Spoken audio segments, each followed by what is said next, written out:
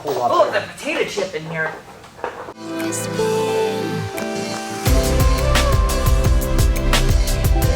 Hello, esteemed colleagues of video entertainment and value. Welcome to some nonsense. In the last video where I left off on my 1974 Toyota Celica, I was trying to figure out a way to fit this drivetrain in here past my AE86 crossmember and AW11/AE86 steering rack without having to modify the transmission tunnel. If you're new and you'd like to get caught up on that video, up above my head is not a link to it, or maybe it is.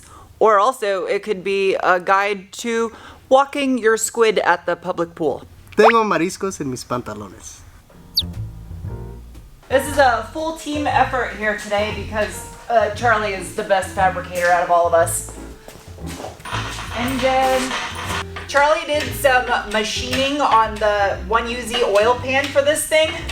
So this is now the moment of truth, whether I have to modify the firewall. This area right here is already what Charlie machined out of it. Oh, you did flat all the way to the rear so that way there's no like little pocket of sludge buildup potential? Yeah, pretty much, because you're gonna want all the oil to drain back to the sump, and if there's a pocket back there that collects oil, all it's gonna do is build up sludge. We're okay. Go ahead and jump it up just a couple pumps. Can you push the engine over that way a little bit? Just for a second. Then you can just set it back down with the old 2x4 and I'll go fix it. Okay. There's still a lot more machining that's gonna have to take place before this is ready, but it doesn't look like it contacts the firewall. So from that mark to that mark, this area needs to get machined out. Meanwhile, those need to go away.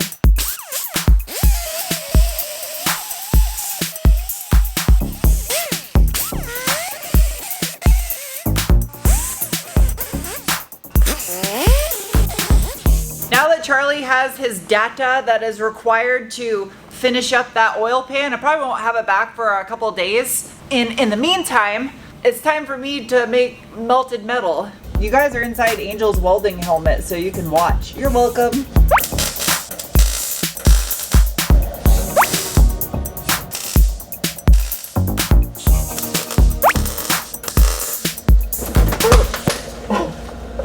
Ow, there's my shoe! Oh, fuck.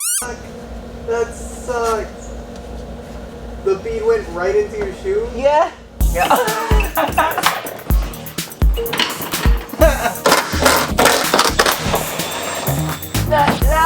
Oh jeez. This trunk is actually really light. That was ridiculous earlier. Hi, you can't see my face, but I'm still in here.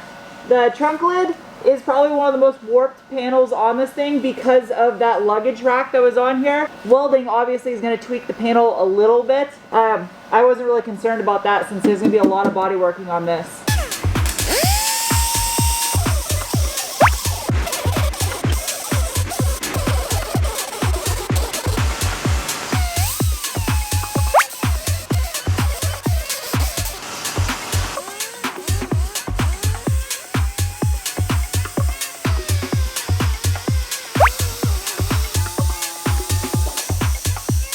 That luggage rack did a lot of damage to this trunk lid. This area by the rear glass on the car was the worst damage from the luggage rack. You can see just how badly dented that is. This is really thick metal. Angel's already suited up for welding since he's doing the little marks down the side of the car from the trim strip.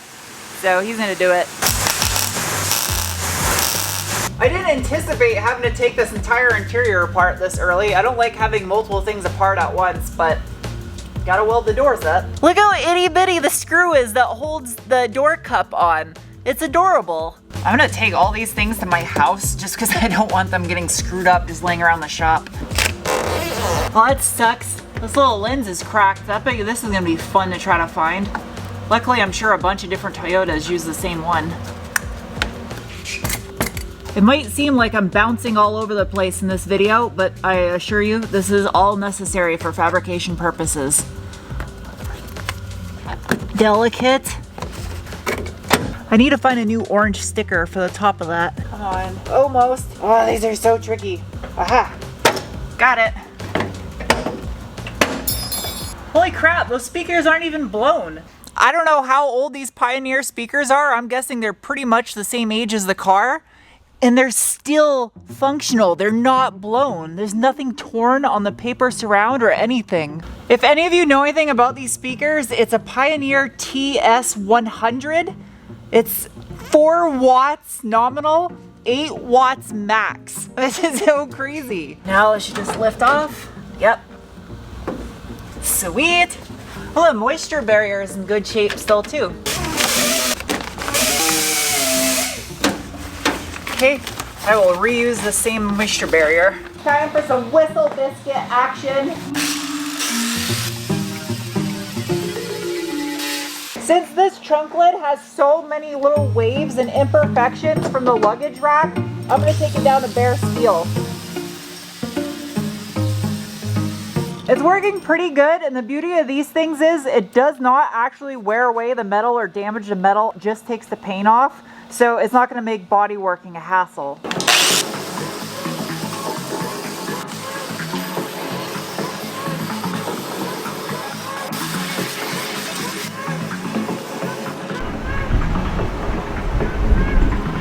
It's the following day, got that trunk knocked out, with the exception of this little indent and the lock right here, which is kind of tricky to take apart. There's this little black clip right here, that's the lock cylinder.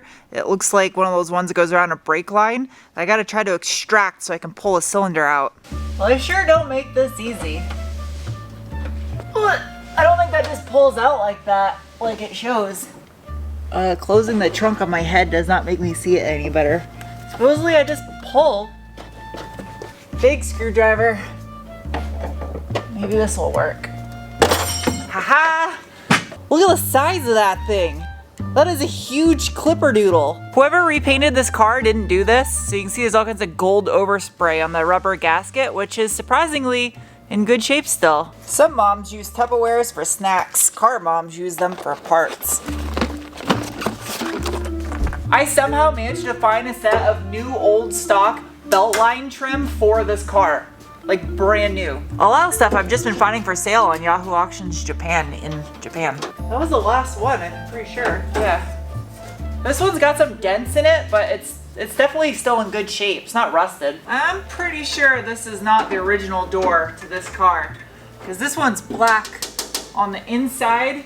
You notice this one just has the gold overspray and then the red oxide primer underneath it. Whereas this side, that's definitely black. The same with right here underneath the belt line. It's all black. On the driver's side, there's 2 different golds. The original paint and then where it was repainted. I'm gonna take the panel off on the inside to get this guy off. I don't know why I detailed this thing before I started tearing it apart. That's kind of pointless.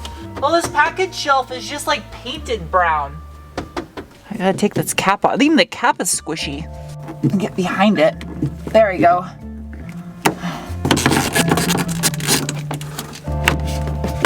Aha. Oh, that's what that is for. It's a little flapper for the vent the air out when you open the door.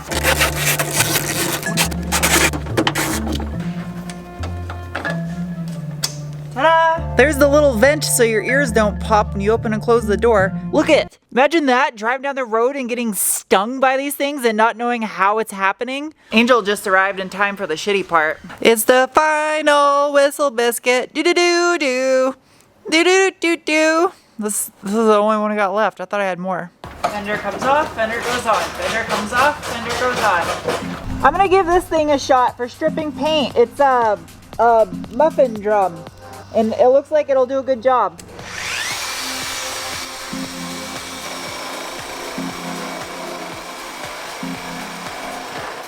I gotta put this thing on the ground.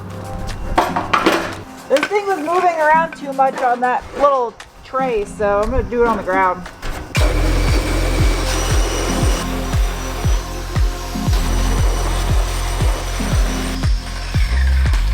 So that muffin drum thing is super aggressive. So I'm gonna try to like do a part where I use it a little bit to knock it down and the whistle biscuit to clean it up.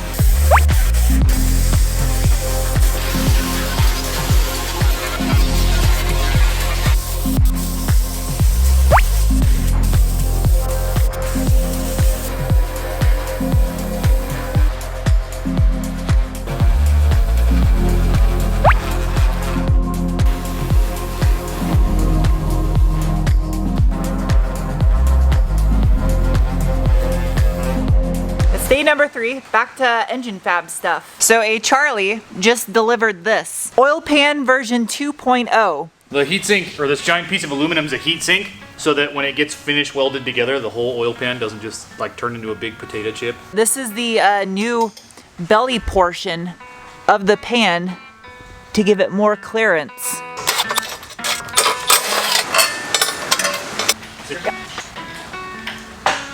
After getting these panels stripped yesterday, I discovered why there was so much filler on this side, and that's because there's some hidden damage on it.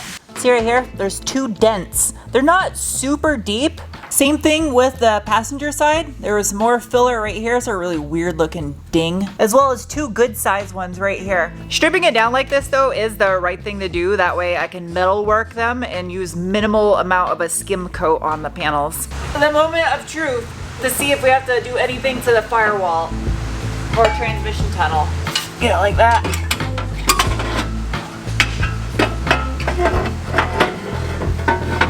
I can't really see all the way in there. Okay, we gotta come back somehow, and then I gotta Somehow, some way. There's gotta be a better way. I gotta go down, I think, a little bit. Yeah, a little bit, yeah.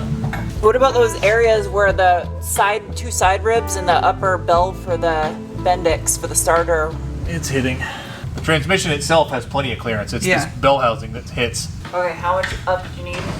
Right away is actually. Really? Yeah. Well, it looks like I can go up quite a bit, so that's good. Did you make your cuts where they needed to be then? Does it look good that way? Oh, I mean, there's a mile of room now. Oh, really? Yeah, well, I mean, front to back, there's a mile of room, which is where it was close before. So, if it fits with where it was a second ago, then we're good. Yeah. Did you say it shits? It ships. If it fits, it ships. Si cabe, me cago. A whole lot Oh, better. the potato chip in here. What? It was like rubber coating on the wire.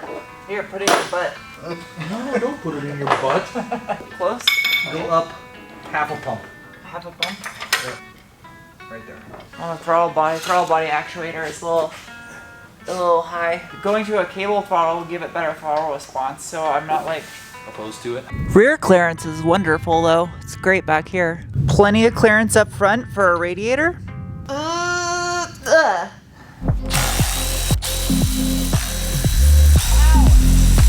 Oil pan is a go.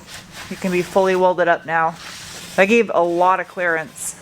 Underneath, there's not so much clearance inside the engine anymore. No. But it'll be enough. Yeah. All right. There you go. Okay. I wonder if I can get the bell housing up in there. Going in. Oh, can I sit up under here? Well, that's festive. I can see exactly where it hits now.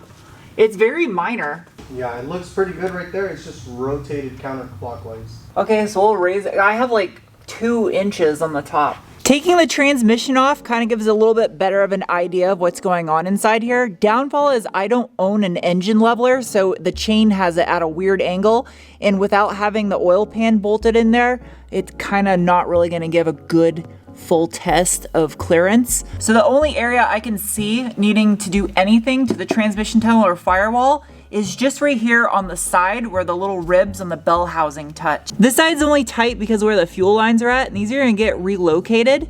But if you look at the other side, again, this thing is not positioned correctly. You can see that rib impacts the side right there. And no, I'm not going to grind the ribs off the side of the bell housing. That's janky and it will weaken this structure, so But there is a ton of room up above the bell housing. I mean, I bet you I could get my entire fist up in this cavity up here because it goes up past this area. There's gonna be a lot of fabricating until this thing is ready for paint. So what I'm trying to do over the next couple videos is balance it between the fabrication stuff under the hood and stripping the paint down, because the paint stripping is actually super time consuming on this, and I tried not to make it too much of the video for you. Once the oil pan is finished being welded up, which he's doing today, I'll be able to do the final test fit with the transmission off and the bell housing on there and start mocking up the engine mounts as well as the header placement. The next video though, Angel and I have a ton of stripping to do.